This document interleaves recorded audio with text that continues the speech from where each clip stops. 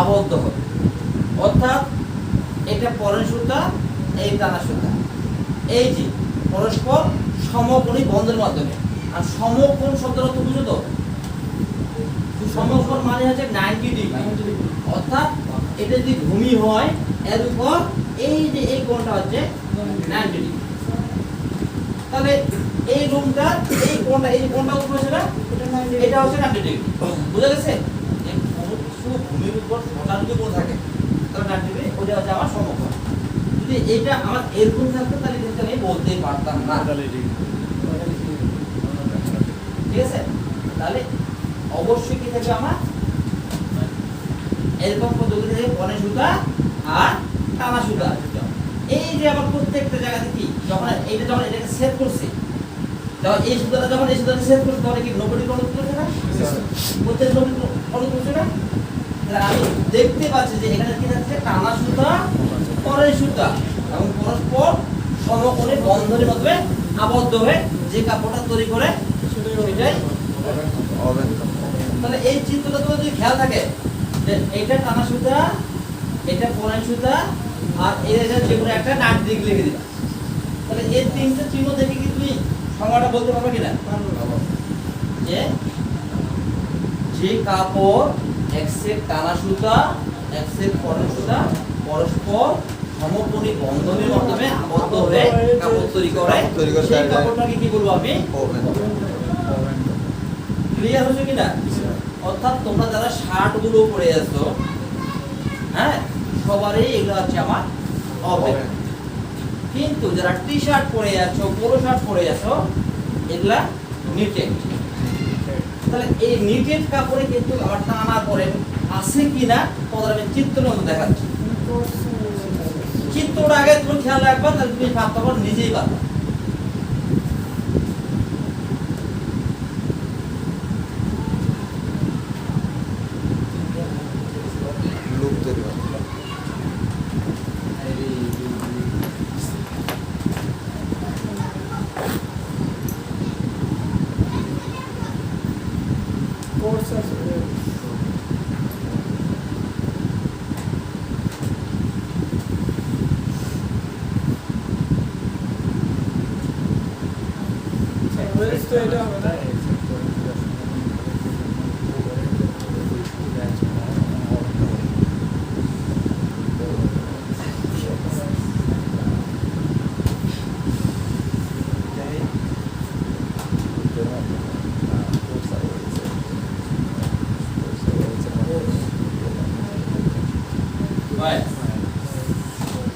এই যে এগুলো আছে কি আমার কোর্স আছে, একটা দুইটা তিনটা চারটা পলিশ করা আছে, এটাও চারটা আছে, 1 2 3 4 চারটা। ঠিক আছে?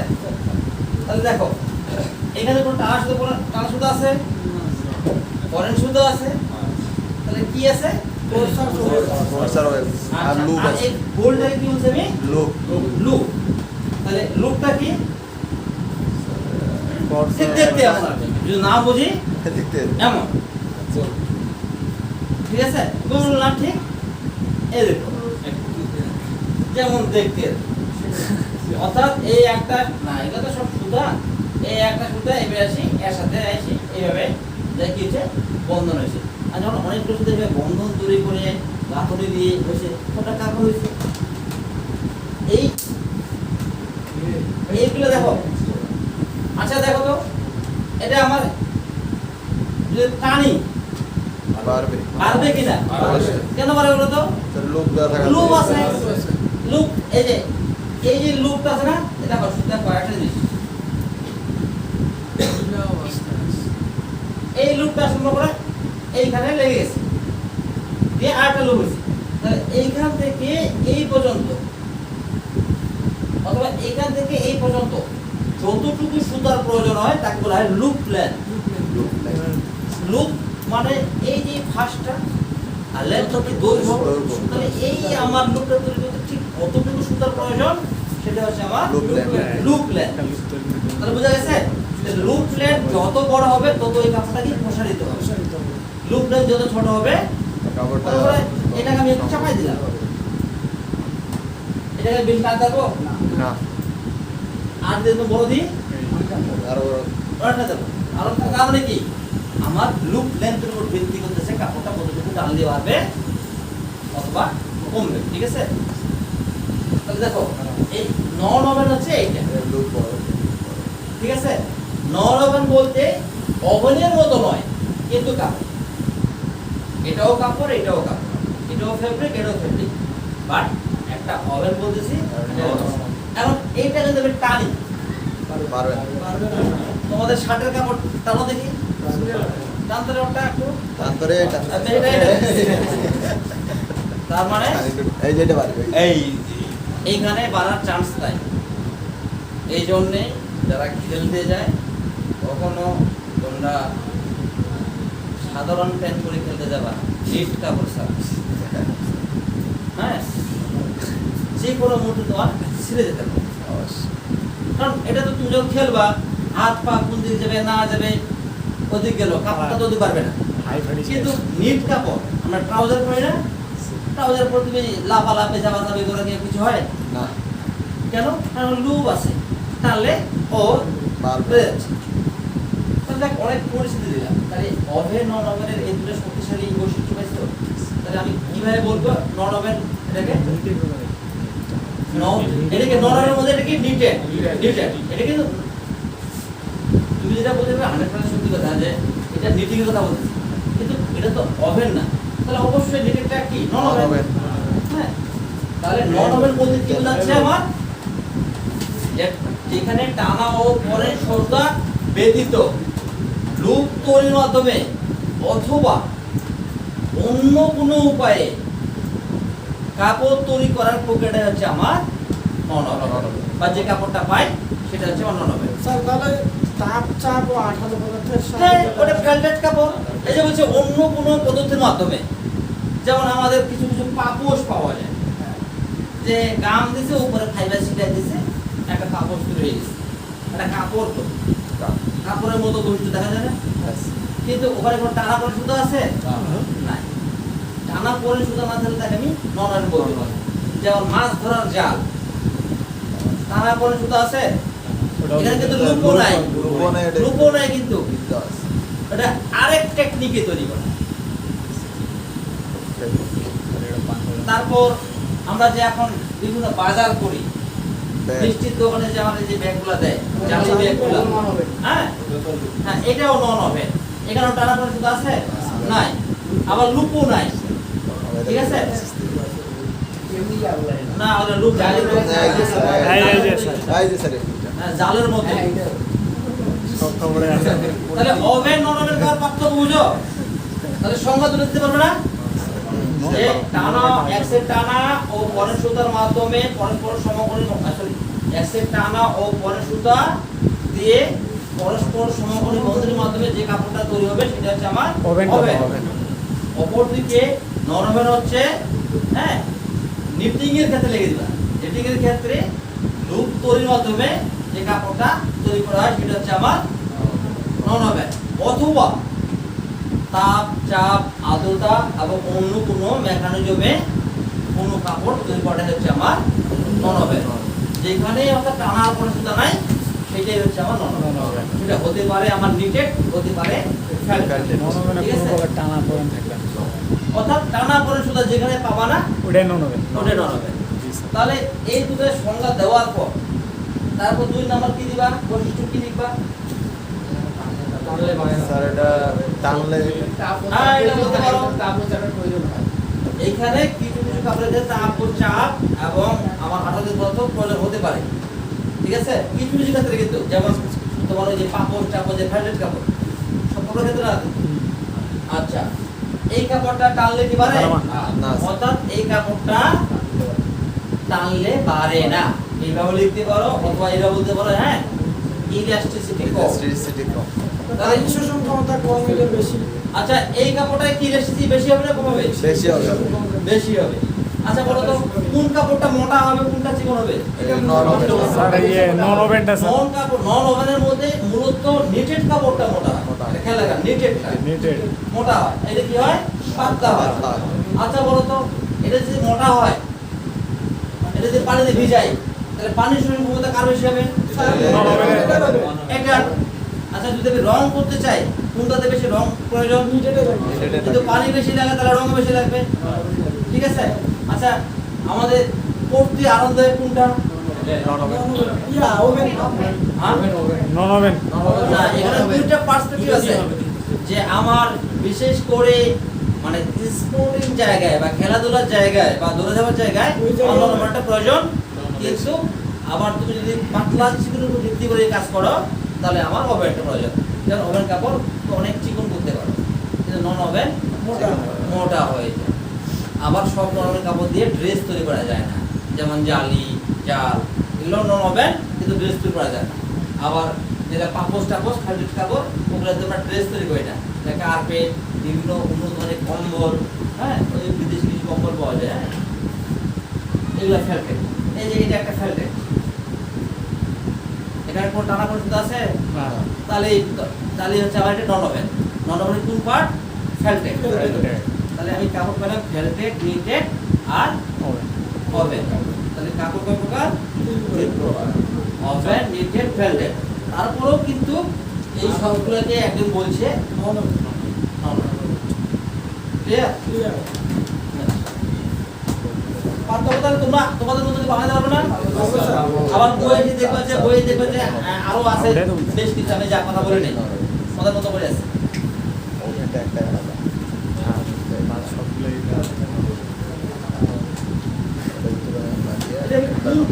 প্রশ্ন পড়ালে আপনি একটা লিজেন্ড করেন না?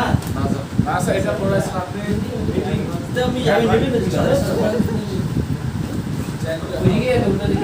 যাক, এটা একটা হলো। স্যার হইলো অবশ্যই। খারাপ না স্যার। স্যার আপনি বুঝাচ্ছেন আমরা বুঝতেছি। আর ওইটা আছে, পিছনে আছে।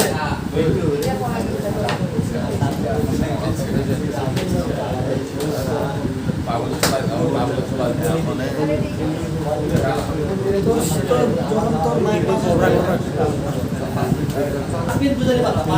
ভিডিওটা কর। এই তুই মাথাটা নামা না রে, তুই উপর থেকে সামনে দিয়ে গেছিস। তার আগে আমি তাহলে একটু আলোচনা না করলে তো আজকে বুঝবা না।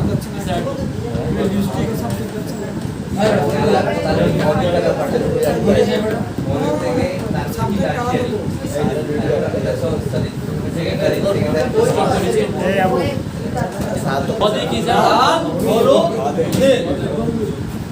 আমরা যে কালার করছি, কালারের দুইটা থিওরি আছে, একটা লাইট থিওরি আর একটা Pigment pigment theory। theory। আমরা এই কালারটা এত এর বাস্তব জীবনে অ্যাপ্লাই, এই কালারটা হেভি মজার জিনিস, বলে বোঝানো সম্ভব না। বলে আসলেই বোঝানো সম্ভব না। তুমি একটা জিনিস লক্ষ্য করছো কি, এই কালার পৃথিবীতে কত প্রকার আছে। অনেক স্যার, অনেক। মানে বেসিক্যালি পড়েছে লাল, হলুদ, সবুজ, আসমানি, যে বেদের সবগুলো যেটা আছে, বারবার। আমরা এই কটার সাথে পরিচিত। বড়জন 15 থেকে 20টা কালার মেয়েরা পরিচিত, তোমরা 8-10টা। আর ওইটা পৃথিবীতে কালারের শেষ আছে না। এত অসংখ্য কালার কিভাবে তৈরি করে? একটা কম্পিউটারকে কমান্ড করতেছে, তারপরে অভিজ্ঞতা রঙিন পেজ, কোথায় কোথায় নীল কালার, কোথায় লাল কালার, কোথায় কি কোনখানে তোর, কোথায় কি মনে করো সব কালার কালার থাকছে। বুঝলি না? যদি ওই সেম জিনিস আর্ট করতে বলি, খবর আছে। একদম মানে আমার কাছে যেটা মনে হয় ঐশ্বরিক ক্ষমতা ছাড়া অবশ্যই চিত্রশিল্পী হওয়া সম্ভব না। যারা স্কেচ করে ওদের অবশ্যই আসলে ঐশ্বরিক ক্ষমতা আমার কাছে মনে হয়। আমার ঠিক ওই সেম মাদারে কম্পিউটারের মধ্যে ঢুকে দেওয়া আছে, প্রিন্টারের মধ্যে। কোথায় কখন কি তাও তো মনে করো, যখন মানুষ কাজ করে তখন তো 15-20টা কালার কাজ করতে পারে না। আর এই যেখানে গাঢ় নীল, ডিপ নীল, হালকা নীল, যেটা যেরকম যেটা যেমন বুঝা গেছে করতে পারে। তো আমরা এই লাইট থিওরি আর পিগমেন্ট থিওরি, লাইট থিওরিতে প্রাইমারি কালার কি কি আর পিগমেন্ট থিওরিতে প্রাইমারি কালার কি?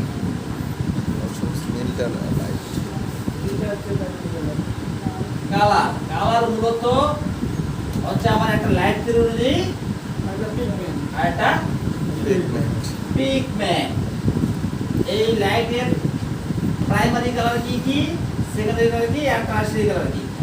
এর প্রাইমারি কালার কি, সেকেন্ডারি কালার কি আর টারশিয়ারি কালার কি এটা জানতেই হবে, মাস্ট। টেক্সটাইল সেক্টরে আমার পিগমেন্ট থিওরি চলে। লাইট থিওরি হচ্ছে আমাদের এই যে যত ইলেকট্রনিক জিনিস, মোবাইল, কম্পিউটার, অমুক তমুক হ্যান ত্যান যা যাবতীয়। মৌলিক কালার কি কি বলো? মৌলিক মানেই প্রাইমারি কালার। এই যে তাহলে প্রাইমারি কালার যে লাল, নীল, সবুজ, এটা হচ্ছে লাইট থিওরি। লাইট সবুজ জিনিস কথা বুঝে না এটা লাইট থিওরি থিওরি। কিন্তু পিগমেন্ট থিওরি যে প্রাইমারি কালার কি? হলুদ আসবে এই যে লাহোরি দিলাম, লাহোরি, ঠিক আছে? লাল, হলুদ, নীল। তাহলে লালও আছে, এখানে হলুদ নাই, ঠিক আছে? নীল আছে, তাহলে সবুজের জায়গা এ হলুদ। বুঝা গেছে? অর্থাৎ কম্পিউটারে যে আমরা যে প্রিন্টের যে কালিটা আছে না, কার্ডের সাথে কি বলে, এটার ভিতরে জাস্ট এই তিনটা রং ঢুকে যাবে। আর কিছু না। এই তিনটা রঙে বিভিন্ন অনুপাতে মিশাইলে বিভিন্ন না কোটি কোটি কালার তৈরি করা সম্ভব। তাহলে কম্পিউটারে এটা তৈরি করে দিয়ে 3টা কালার দিয়ে প্রিন্টার হ্যাঁ, আর টেক্সটাইলের কাপড়গুলোর জন্য যে প্রিন্টার আছে ওইখানে ওই প্রিন্টারের মধ্যে এই তিনটা কালার ঢুকে দেওয়া হয়। পিগমেন্ট হ্যাঁ, টেক্সটাইলের কাপড় মনে করে এই কাপড়টা আমি একটা প্রিন্ট করবো, মনে করো এই রঙিন টুকুটা ভালো লাগছে। এখন অনেকের টি শার্ট আছে না, যে সামনে আমি সুন্দর একটা শহর দিয়ে দিচ্ছি, কি দিচ্ছি, কত কি ডিজাইন। তামিল ছবি। হ্যাঁ, তাহলে ওটা কোন প্রিন্টার? ওই প্রিন্টারের মধ্যে এই কালারটা নাই, আচ্ছা এই কালারটা টেক্সটাইলের ক্ষেত্রে আমরা কিন্তু এটাই ইউজ করি। অথবা আমরা বিভিন্ন যে ডাইং করতেছি, এখন তোমার মনে করো একটা অর্ডার আসলো, ঠিক এই কালারটা তোমার প্রিন্টে যায়, ডাইং যাচ্ছে কাপড়। এখন তুই বাজারে হন্য করে খুঁজে বেড়াচ্ছ যে এই কালারটা কোথাও পাচ্ছ না, তাহলে তুমি অর্ডার সাজিবা? এটা বানাইতে বুদ্ধি আছে আমাদের তাহলে এখন এই কালারটা আমাকে এই তিনটা দিয়ে দেখি মিক্সড করে কেমনে বানাবো। তো এটা শেখার সহজ কোনো ওয়ে নাই, প্র্যাকটিস করতে। তো তারপর একটু ক্লিয়ার যে কালার বেসিক্যালি দুই থিওরিতে আমরা এটা করি, একটা লাইট থিওরি আর একটা পিগমেন্ট। লাইট থিওরিতে হচ্ছে প্রাইমারি কালার হচ্ছে লাল, নীল, সবুজ, আর পিগমেন্ট হচ্ছে লাল, হলুদ, নীল। তাহলে সেকেন্ডারি কালার কি? সেকেন্ড শব্দের অর্থ কি? দুই না? যে কালারকে বিশ্লেষণ করলে দুটি কালার পাওয়া যায়, সেটাকে কি বলবো আমি? সেকেন্ডারি দুটি কোন কালার পাওয়া যাবে? Primary colour. প্রাইমারি যেমন এই লাল আর নীল একসাথে মিশাইলাম, নতুন একটা কালার পাওয়া যায় না? মনে করো লাল আর নীল মিশাই এক্স ওয়াই জেড একটা কালার পাইছি। মনে করো লাল নিলাম 50%, নীল নিলাম 50%, মিশাই মনে করো সাপোজ আচ্ছা মনে করো বেগুনি নিছি, মনে করো, তাহলে এই বেগুনি কালারটা কি বলবো আমি? Secondary colour. এই কালারটা যদি বিশ্লেষণ করি কোন কোন কালার আছে? লাল আর নীল। লাল আর নীল। আচ্ছা, এখন এই বেগুনির সাথে যদি আমি মনে করো এই সবুজ মিশাই, তার মানে এখানে দুটো ছিল, আবার নতুন একটা কালার ঢুকেছি, তিনটা হয়ে গেল। এই মনে করো হয়ে গেল মনে করো টারশিয়ারি বা তৃতীয় পর্যায়ে কালার। হ্যাঁ, এটা মনে করো হয়ে গেল মনে করো টিয়া কালার সাপোজ। তাহলে এই টিয়া কালারটা কি বলবো আমি? টারশিয়ারি। কারণ ওইখানে কি কি কালার আছে মিক্স? তিনটা লাল, নীল, সবুজ। না, এখানে অ্যাট লিস্ট তিনটা বা তিনের অধিক। আচ্ছা বুঝাতে পারছি? তাহলে আমার হচ্ছে লাইট থিওরিতে যে কাহিনী, ঠিক এই থিওরিতে সেম কাজ। এখন ক্রিস্টার একজনের বিজ্ঞানী, এই কালার নিয়ে অনেক কাজ করছে। এই কালার নিয়ে নিউটন বিজ্ঞানীরা অনেক কাজ করছে। এই কালার নিয়ে আসলে লেকচার দিলে 6 মিনিট শেষ হবে না। এত এত তথ্য আছে, এত এত মানে এই কালারের কারণে গোটা পৃথিবীতে আলোড়ন সৃষ্টি হয়েছে। এই দেখো স্মার্টফোন থেকে শুরু করে যে কালার মোবাইল করে, যেমন আমি খুব ছোটবেলা ছিলাম, কালার টেলিভিশন আসলে তখন সাদা কালো মানে খুব Rare। রেয়ার, একদম জেলা শহর ছাড়া দেখা যেত না। তো এই কালারকে ডেভেলপ করতে করতে করতে করতে কে কার সাথে মিশালে কি হয় না হয়, কেমনে কি করে না করে, এগুলোকে বাস্তবে তারপর কি করে নিয়ে এসেছে। এখনো মনে করে যে মোবাইলের উপর যেগুলো দাঁড়িয়ে যে মোবাইল, কালারের উপর অনেকগুলো ফাংশন আছে। ঠিক আছে কালারের উপর আর ওই ভাষাটার মধ্যে কাজ করে এইভাবেই কতটুকু কত সূক্ষ্ম অনুপাতে মিক্স করতে পারে কোন কালারগুলো আপনি বোঝাই প্রাইমারি 3টা কালার এই বলগুলোতে কোন কালার হয়তো আছে প্রাইমারি লাল লাল লাল নীল বোঝা গেছে টেলিভিশনের ভিতরে তাই কিন্তু আমাদের টেক্সটাইল সেক্টরে লাল লাল হলুদ ঠিক আছে এখন এই বিজ্ঞানী মিস্টার কি বলছে এই আপনি খেয়াল থাকলে তো এই গোটা প্রশ্নটার উত্তর পাবা যে 10 মার্কের একটা প্রশ্ন প্রায় আসে